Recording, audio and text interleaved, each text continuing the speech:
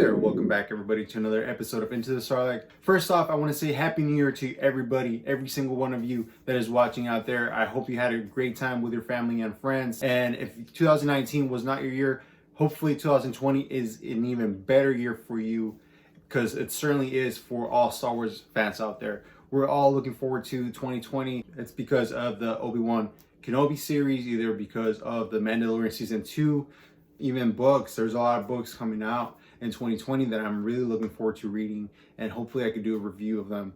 I'm very overwhelmed by all the things that are coming out. But first, I'm going to do this video really quick. This is going to be my first video for the year. Hopefully you guys like it.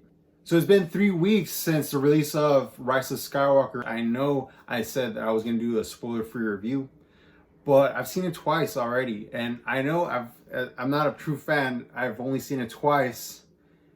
I should have seen it like 3 or 4 times. I had to work, I had to do other things, and I'm trying to see it. I'm trying to analyze it. The first time I saw it, I went as a fan. I went and truly just was in awe. I really enjoyed the film. The second time I went, I actually saw it in 4D, which was pretty amazing. If anybody out there went and saw it in IMAX, I really recommend seeing it in 4D because the experience was excellent. And instead of doing like a little review, I'm thinking more of doing something sort of like behind that movie, behind what inspired that movie. I'm going to try to do this video as short and simple as I can, seeing that I only have a little bit of daylight to burn. That daylight is burning, and I'm trying to use as much sunlight as possible because I don't have artificial light. I can only do these videos a certain time in the day, and since today's my only day off, I'm trying to do this really quick. And that's enough of that. Enough of my life. Let's get back to Star Wars. When I saw that scroll and those words and that music, man, there's something about it that it just makes me really happy every time I see it. Every time I see it, it's just, I almost want to have a little tear coming out of my eye. But because I was surrounded by a lot of people, I don't want them looking at me. Okay, a little disclaimer, I am going to talk about the movie, so I'm going to put a little spoiler warning here, right here.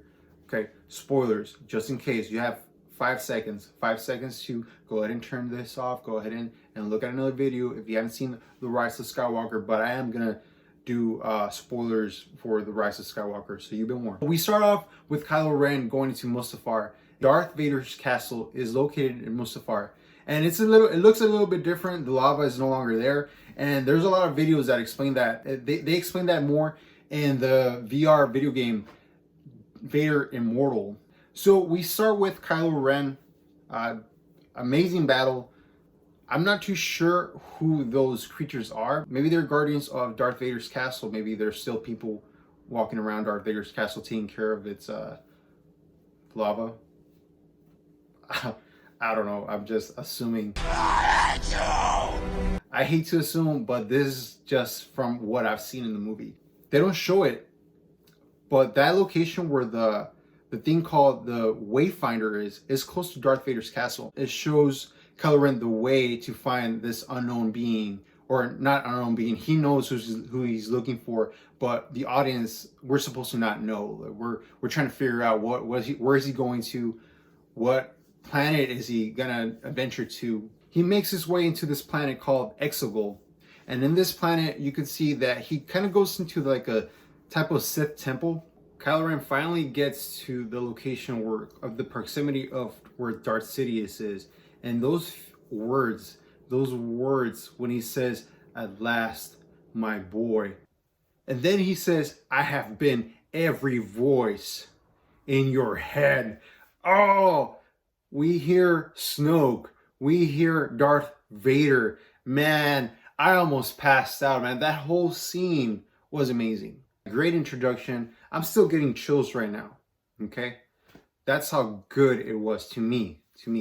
But one thing I'm gonna say, this movie has a lot of similarities to something I read a few years back. It's a comic book, and that comic book is called Dark Empire. Released in 1991. It was a run from 1991 to 1992.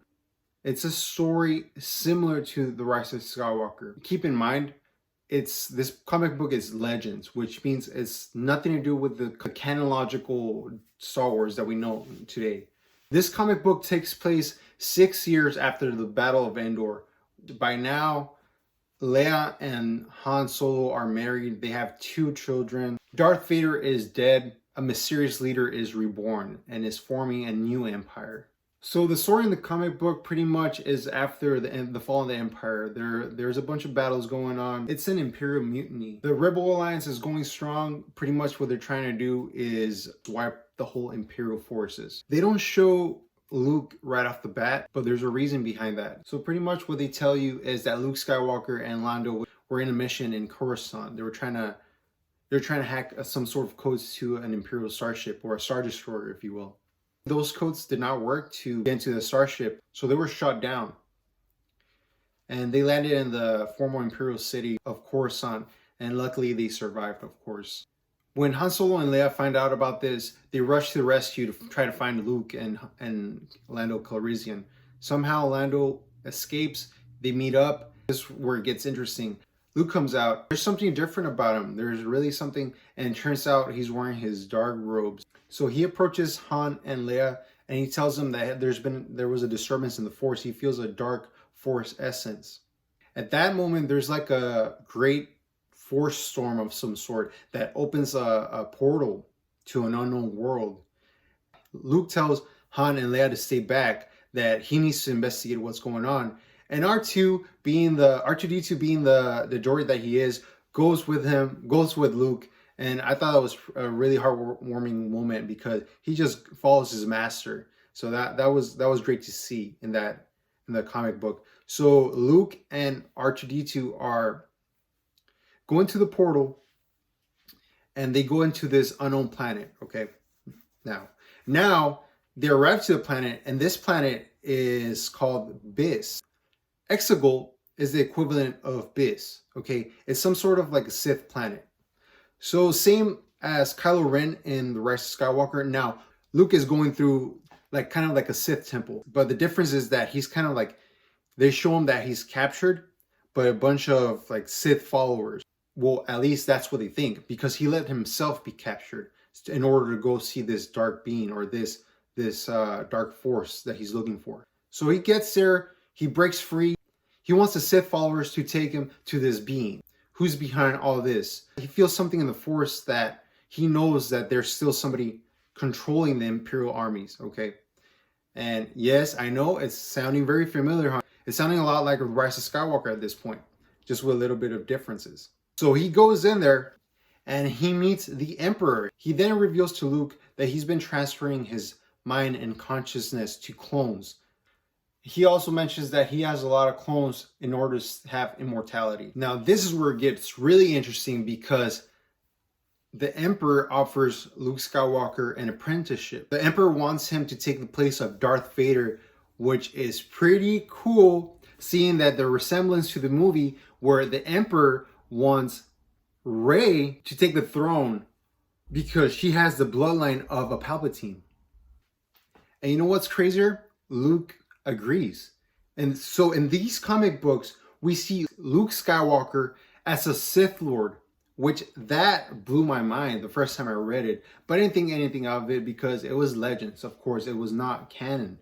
So I didn't think about it until I saw this movie. When I saw this movie, I remembered reading those comics in like 2015, 2016, because I got into comic books later in life. When I was a kid, I didn't really read. I wasn't reading all these comic books. But when I found out Marvel was doing Star Wars comic books, that's when I really started getting really into them. So when I read it in 2015 or 16, I thought, wow, this is a pretty cool story.